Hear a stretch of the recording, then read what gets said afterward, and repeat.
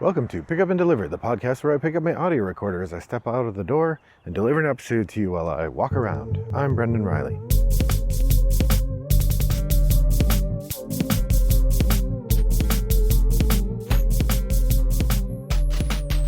Well, good evening, listener. It's a lovely day here in suburban Chicago. I'm going out for a walk in the evening to enjoy a nice stroll and, so many cicadas. Fascinating and gross. I'm glad we don't have a huge oak tree in our yard. It seems like those deciduous trees are the ones that seem to have the most cicadas on them. We have a pine tree and it seems to have fewer of them. Holy cow. Some of these trees have so many. Well, this has been on my mind. If you've been listening to the last couple episodes, it is just a bug apocalypse here right now. And that tells me it's a good time to do a themed episode. So I thought I'd do an episode about games that feature bugs. Ugh. What I did is I went on Board Game Geek and I searched for geek lists of games featuring or focused on bugs. And I looked at them by rank and I looked through the top 10,000 and picked out games I played, games I have, and some games I've heard of. And then I did think of a couple others that just didn't seem to be listed in those lists, but I thought seemed relevant. So I have a list of a few different games, and I'm going to share them in order, I guess reverse order, my top five bug games, and then I'll do some honorable mentions. I'm going to start with two honorable mentions. The first one is Frosthaven. You could also put Gloomhaven in this category. Both Frosthaven and Gloomhaven feature some bugs. They have some creatures that are sort of bug-like, and they have a race of intelligent beings that you can be in both Gloomhaven and Frosthaven called the Harrowers. And Harrowers are swarms of sentient bugs. Super gross. Now, the way that the miniatures look, they don't look like bugs. They look like sort of weird people.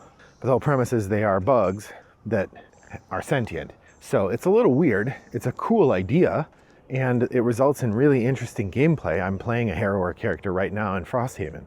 But I'm using it as an honorable mention because it's a small piece of a game that's much larger, and the game isn't really about bugs. So I'm not going to include it in my list, but I did want to bring that one up.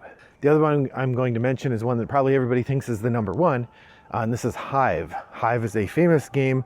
It's in the abstract game genre. The game is played with different bakelite tiles that have images of different bugs on them, and the whole point is that you have these different bugs that are protecting your head bug, your best bug, whatever, your queen. It's a chess-like game in the neighborhood of that game anyway, but I haven't played that either, and so I can't really include it in my list. I'm sure if I had played it, it probably would be in my list. So, setting that aside, that means we have a number of other games to consider. I have to figure out where I'm going to put each one. All right, number 5 is Kabuto Sumo. Kabuto Sumo is a dexterity game in which you have one of two competing groups of bugs, and your goal is to push another group of bugs off of the table. There's this little table, and you have a sort of sliding stool that goes on your side of the table, and you can add one of your bugs, which are these wooden discs, to the table, and your goal is to push your opponent to get all of your opponent's discs off the table while you get yours on. Or maybe just to get their big one off. It's been a while since I played it. I don't specifically recall all the details of which bugs how you're supposed to include the bugs or not.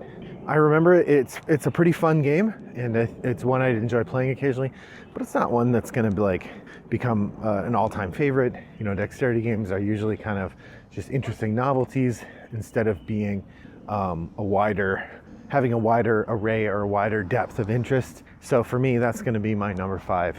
That's Kabuto Sumo. I believe that was published by BoardGameTables.com, which is now Allplay.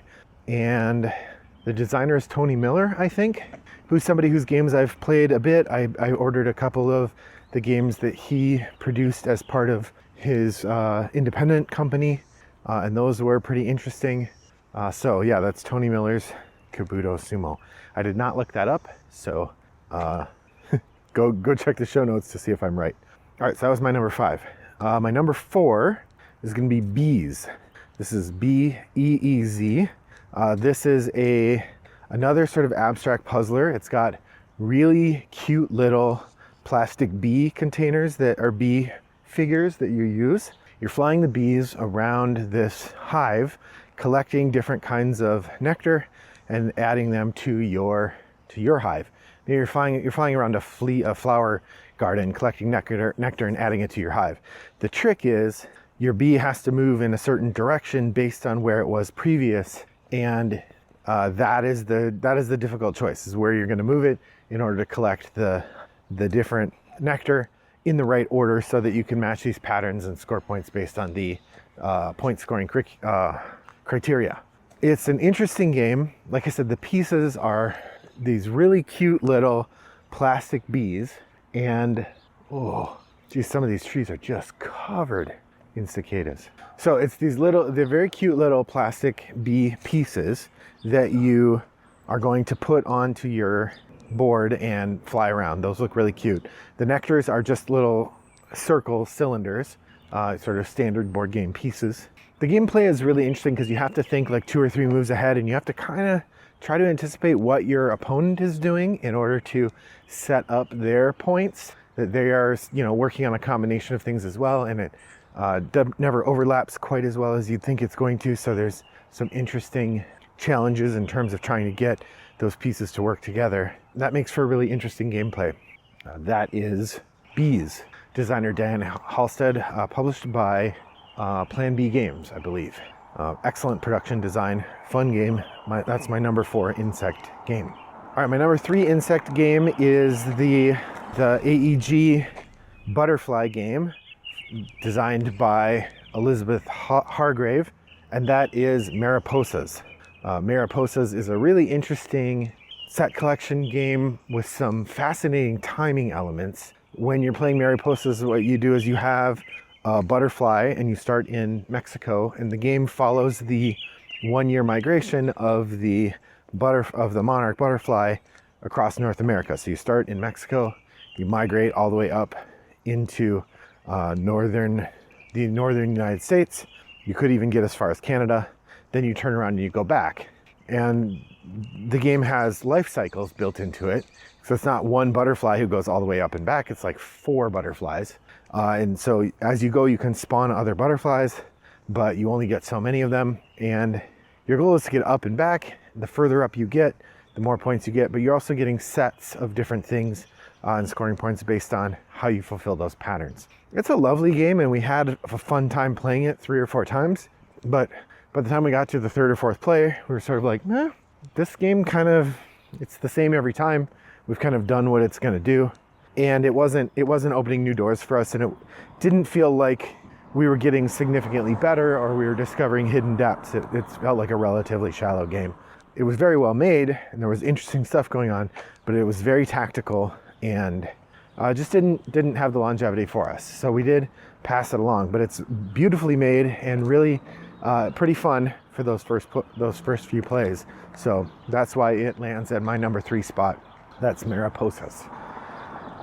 My number 2 insect-related game is another game about bees, and this is Honey Buzz.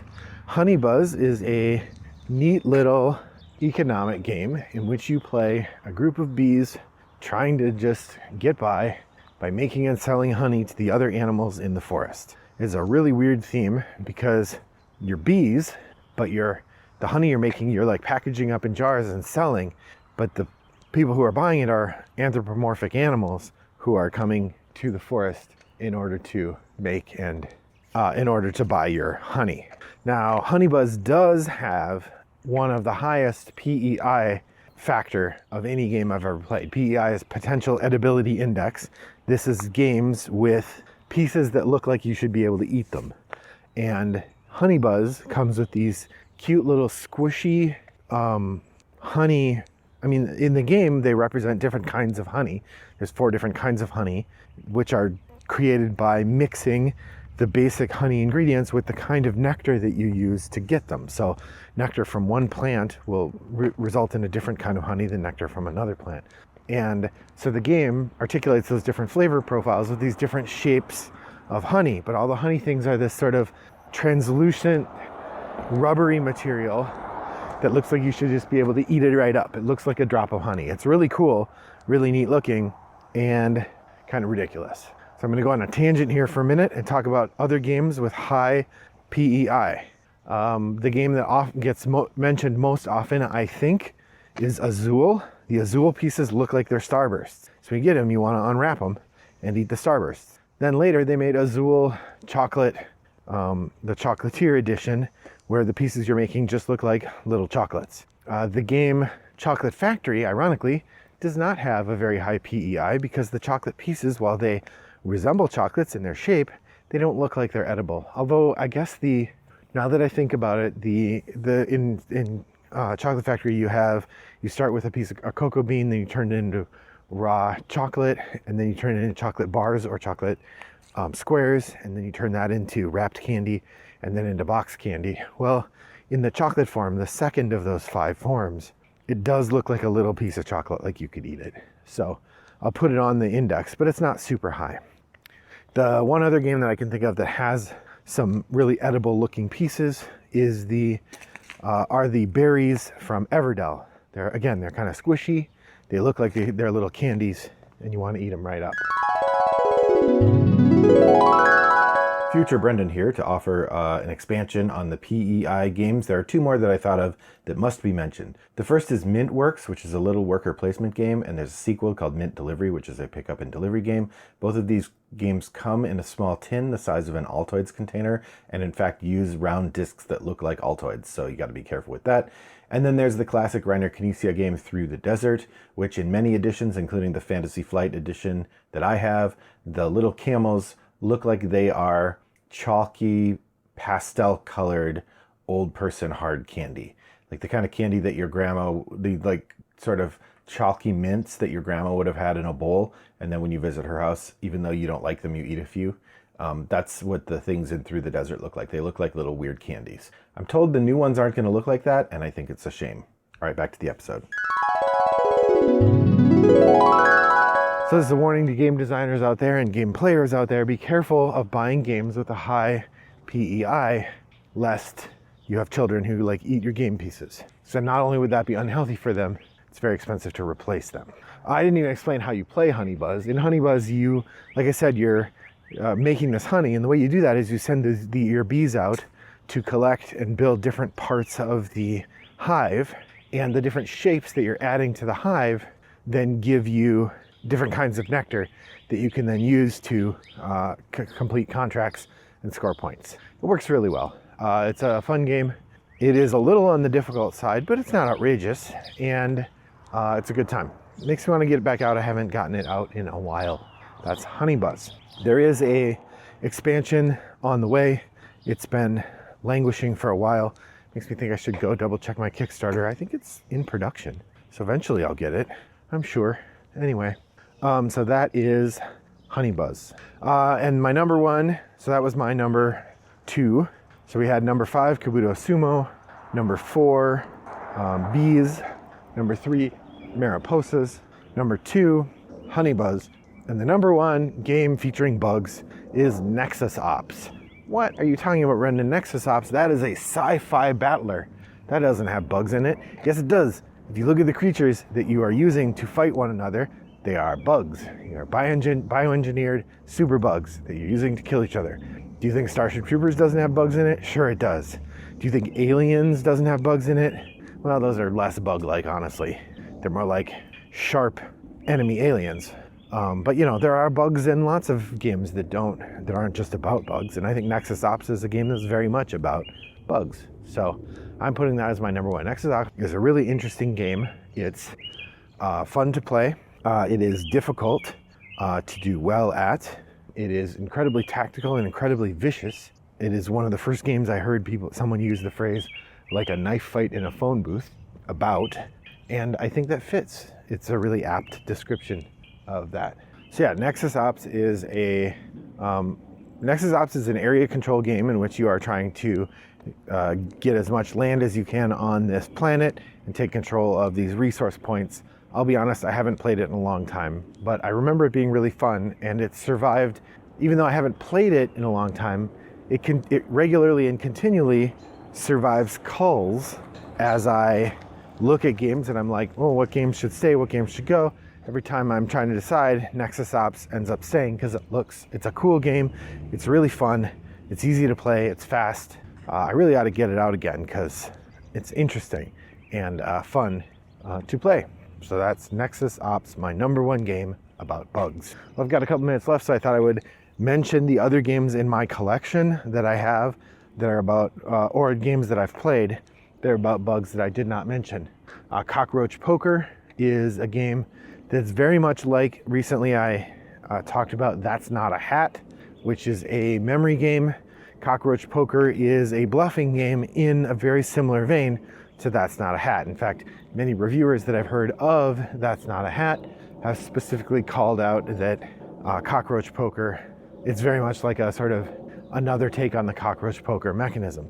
In Cockroach Poker, you have a hand of cards, and your goal is to trick someone into misunderstanding what a card is, either accepting a card that is not what it's supposed to be, or passing a card, getting caught passing a card that is not what they say it is. Like in That's Not a Hat, you can accept a card and then pass it on later, but you never get to look at it, so you don't know what it is. I think, or I can't recall, maybe you do get to look at it, then you have to try to remember what someone said it was when they gave it to you. But like the classic game Bullshit, you can call someone on their bluff, and if you're right, then they lose a point. If they're right, you lose a point.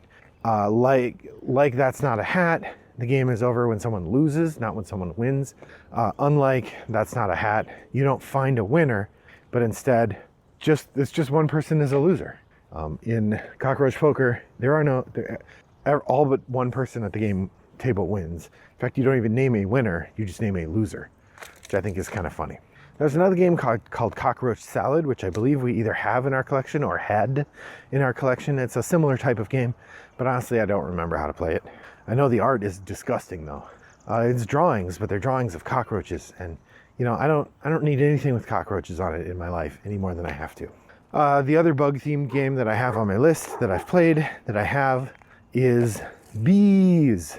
Now I did mention Bees, the Dan Halstead game about bees trying to collect nectar. And that one is spelled B-E-E-Z. But there's also Bees, which is B-E-E-E-E S exclamation point. This is I think it's 5 E's. This is a speed dice rolling game in which you are bees trying to collect nectar from different flowers out in the field. And like I said, it's a speed game, so you're rolling dice, collecting the nectar, trying to do it as quick as you can before other people get the nectar that you were trying to get. It's a fun game, interesting to play, not too hard, worth your time if you get a chance. That's Bees. There are a couple of games that I found that looked interesting that I haven't played, but I'm aware of. There's one called Waggle Dance, which is about bees trying to communicate to other bees where there's a good supply of food. And that is, famously that the bees will do a little dance to communicate that. I don't know anything more about, I have no idea about the gameplay of that game, but I know that is one. There's also March of the Ants, which is a well-reviewed but older game, long out of print and hard to get a hold of, I understand. But that is also a game featuring bugs that I wouldn't mind trying. Other than that, I don't have a lot of bug-themed games I'd like to try. Oh, I've thought of one more, Xenoshift, which is a classic deck-building game with a tower defense element, and the Xenos that you're defending yourself against are the classic space bugs style out of like Starship Troopers or Warhammer 40,000 or any of the other genres that say like, hey, if we encounter an enemy in space, it's a good chance it's going to be a gross bug. So those are my thoughts on bug games. I'd love to hear your thoughts. Do you have other bug games I should try or should know about? What bug games do you like to play? What do you think of my top 5 list? How would you change it? You can share those ideas over on Board Game Geek and Guild 3269. You can send me a direct message on Board Game Geek. Wombat929 is my username there. I have gotten some correspondence recently, so greetings, correspondents. Thanks for messaging me, and I appreciate the chance to chat with you about games. If you have another message for me, you can email me, brendan@rattledogsgames.com. Otherwise, I will say thank you for joining me on my walk today. I hope your next walk is as pleasant as mine was. Bye-bye.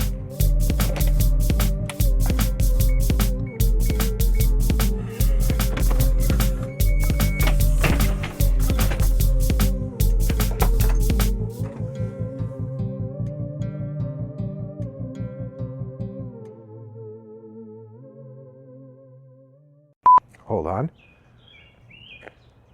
I think that's a vireo, a warbling vireo.